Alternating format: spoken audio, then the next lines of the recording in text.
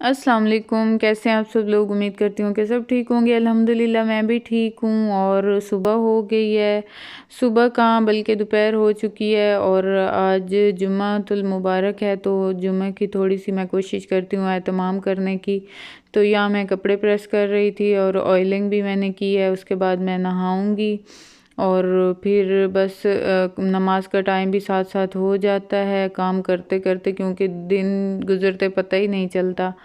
और मैंने सोचा था कि मेरे हस्बैंड आएंगे तो मैंने ना कुछ ख़रीदारी करनी थी, थोड़ी सी चीज़ें लेनी थी बच्चों की अपनी, क्योंकि आप लोगों को मैंने बताया था कि मुल्तान जाने की मेरी तैयारी है। तो इसलिए मुझे कुछ चीज़ें चाहिए थी बच्चों के लिए भी अपने लिए भी। तो मेरा यही प्रोग्राम था कि जब भी मेरे हस्बैंड आएंगे तो मैं उनके साथ जाऊंगी, क्योंकि यहाँ नज़दीक तो है कोई ना फिर सरगोदा जाना पड़ता है वहाँ ख़रीदारी करने के लिए। तो वहाँ फिर अकेला जाने से मैं घबरा रही थी थोड़ा। तो फिर यही थी मुझे आस के हस्बैंड आएंगे तो उनके साथ जाऊंगी। और हस्बैंड तो आए हुए हैं लेकिन उनको घर बैठने का टाइम ही नहीं मिल रहा, इतनी मसरूफ़ियत है। रोज़ाना इतने उनका कोई ना कोई ज़रूरी काम निकल आते हैं ना। एक्चुअली वो जब भी आते हैं उनको फ्रेंड्स ही नहीं बैठने देते घर में। कभी किसी की कॉल आ रही है, कभी किसी की कॉल आ रही है, कभी कोई आ रहा है, कभी कोई बुला रहा है उनको। तो बस इसी चक्कर में उनके जो भी थोड़े से दिन होते हैं वो गुज़र जाते हैं आते जाते और इसी मसरूफ़ियत में। तो हमें तो वो टाइम दे ही नहीं पाते। और ऊपर से आजकल जो बच्चों की ज़िम्मेदारी भी उन्होंने ली है कि मैं छोड़ आऊँगा, उस पे भी काफ़ी बाउंड होना पड़ता है। तो अब देखते हैं, एक दो दिन तक सरगोदा जाने का टाइम निकालते हैं तो वो तो फिर मैं जाऊंगी उनके साथ। और यहाँ मैं सब्ज़ी बनाने की तैयारी कर रही थी, तो मुझे भूख भी लग गई थी, दोपहर हो गए थे, नहा भी मैंने लिया था। तो फिर यहाँ मैंने राइस कल रात वाले पड़े थे, थोड़े से बचे हुए, तो वो मैंने गरम कर लिए। और हम्म आज क्या डे है? क्या डे है? Black day. ब्लैक डे क्या हुआ था आज के दिन? आज के दिन सब टीचर के ऊपर हमला हुआ था और सब बच्चों के ऊपर। सानिया पेशावर। अच्छा, और फिर आपने लिपस्टिक लगाई हुई है? मुझे नहीं पता था, भूल गई। तो या मैं आलू मटर का सालन बनाने लग गई थी। और या जब इकट्ठी चीज़ आ जाती है ना तो वो कॉन्टीन्यूसली या तो वो लगातार बनती है और या फिर वक्तन व वक्तन ज़्यादा बनती रहती है। तो ये मटर आए थे तो कल मैंने राइस में भी आलू मटर डाले थे और आज आलू मटर का सालन बनने जा रहा है। तो उसके बाद जल्दी जल्दी ये बनाने के बाद बच्चे भी आ जाते हैं। इस टाइम जुम्मा है ना, तो फिर हस्बैंड आए तो उन्होंने फौतकी पे भी जाना है। तो देखते हैं कि उनके आते तक मेरा खाना तैयार हो पाता है, तो वरना वो चले जाएंगे और फिर वापस आके खाना खा लेंगे। तो यहाँ मैंने बना लिया है। और उसके बाद रूम में मैं आई हूँ तो ये वाला स्टूल बच्चे हमेशा निकाल देते हैं, ख़ास तौर पे शाहबान हर वक्त निकालती है और फिर उसे इतना ज़ोर से धकेल के अंदर डालते हैं कि इधर उधर से सारा फर्नीचर ख़राब हो जाता है। तो आज मैंने इस ड्रेस के साथ शॉल करनी है, क्योंकि ये वन पीस था जो मैं सुबह प्रेस कर रही थी। और इसके साथ मैं फिर जीन्स पेयर अप कर लेती हूँ और साथ शॉल ले लेती हूँ। आजकल काफ़ी ठंड हुई हुई है, इसलिए शॉल की ज़रूरत पड़ रही है। और ये शॉल मेरी पहले की है और इससे पिछली दफ़ा इसमें ये सारा नेट का जाल सा बना हुआ है, डिज़ाइनिंग एप्लिक सी हुई हुई है। तो पिछली दफ़ा जल्दी जल्दी मैं कहीं जाना था, कोई इवेंट था, तो बल्कि इवेंट नहीं था, किसी रिलेटिव के घर जाना था, तो जल्दी जल्दी मैंने ये निकाल के और प्रेस करने की कोशिश की और मुझे ख़्याल ही ना रहा कि इसमें तो नेट लगी हुई है। और उसके ऊपर मैंने इस्त्री लगा दी गलती से और वो सारी इस्त्री के साथ नेट चिपक गई। तो वो शुक्र है पल्लू से थोड़ा सा हुई थी ख़राब, सारी नहीं मैंने ख़राब कर दी।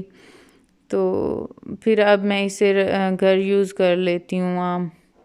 तो काफ़ी ठंड फ़ील हो रही थी तो फिर मैंने ये इसके साथ ले ली। और उसके बाद नमाज का टाइम हो गया था तो फिर नमाज पढ़ ली ज़ोर की। और फिर कुछ तस्बीहें होती हैं जुम्मे के दिन, वो भी पढ़ते हैं। जुम्मे के दिन मस्जिद से बच्चों को छुट्टी होती है तो सारा दिन फिर वो जो स्कूल से भी जल्दी आ जाते हैं तो फिर इतना वो खेल खेल में सर खपाते हैं ना, काफ़ी शोर मचाते हैं। तो यहाँ रिलेटिव्स के घर जाना था थोड़ी देर के लिए, वहाँ मैं गई अपने हस्बैंड के साथ और अफ़ान भी हमारे साथ आया था, खेल रहा था रास्ते में, मतलब गेट के बाहर। तो फिर हमारे साथ आ गया और ये सनसेट हो रहा है। उसके बाद रात हो चुकी है और गाजरें आई हुई थी आज। तो ये वाला काम मुझे इतना सख्त बुरा लगता है ना कि मैं जूस निकाल के अपने लिए और ख़ुद पीऊँ। तो ये मैंने फिर अपने हस्बैंड के ऊपर डाल दी कि वैसे भी वो ही हमेशा ही निकालते हैं, जब भी निकालना हो तो अगर वो घर पे हो तो मैं उनको कहती हूँ या फिर अपनी अम्मी को कहती हूँ, मुझसे ये काम नहीं होता, ये काफ़ी मेहनत वाला काम है और मैं इससे बड़ा घबराती हूँ। तो यहाँ माल्टे और गाजरों का निकल रहा है और अफ़ान को गाजरों का जूस पसंद आता है तो या मिक्स उसके लिए बनाएंगे, और हुबान को गाजरें नहीं पसंद तो उसके लिए सिर्फ़ ऑरेंज का निकालते हैं। उसने कहा कि मुझे सिर्फ़ ऑरेंज का दे दें। हालांकि थोड़ा थोड़ा खट्टा लग रहा था ऑरेंज का, तो उसमें मैंने उसे थोड़ा सा नमक डाल के और दे दिया। तो मेरा जूस बनना था, मैंने हस्बैंड को कहा कि आप मुझे जूस बना दें और उनका ही दिल था गुड़ वाली रोटी खाने को। तो फिर हमने एक्सचेंज किए काम, मैंने कहा मैं आपको गुड़ वाली रोटी बना के देती हूँ और आप मुझे ये वाला जूस बना के दे दें। तो फिर उन्होंने जूस बनाया और मैंने गुड़ वाली रोटी बनाई। वैसे ही भी मैंने ही बनानी थी, वो कौन सा उन्होंने ख़ुद बनानी थी, लेकिन फिर ये काम उनके ऊपर डाल दिया। और यहाँ अफ़ान जूस पी रहा है और हुबान सालन चम्मच के साथ खा रही है क्योंकि उसे बहुत पसंद आया था आलू मटर का सालन। तो यहाँ सर्दियों में ज़्यादातर बनती है ये रोटी गुड़ वाली। वैसे गर्मियों में भी बन जाती है, वो तो कोई मसला नहीं होता, लेकिन सर्दियों में ज़्यादा पसंद की जाती है। तो ये छोटा सा पेड़ा बना के मैंने छोटी सी रोटी एक नीचे बना के रखी है और उसके नीचे से धीमी आंच की है क्योंकि दूसरी रोटी ऊपर डालते तक नीचे से जल ना जाए। तो यहाँ इसमें मैंने गुड़ डाल दिया कूट के और ऑयल डाल दिया। देसी घी हमारा ख़त्म हो गया था और दूध भी कम ही हमें मिल रहा है आजकल तो फिर ना देसी घी नहीं बन पा रहा, तो इसलिए फिर ख़त्म हुआ था देसी घी। तो ऑयल से मैं बना रही हूँ आजकल रोटियाँ, जो कि मुझे बिल्कुल पसंद नहीं आती।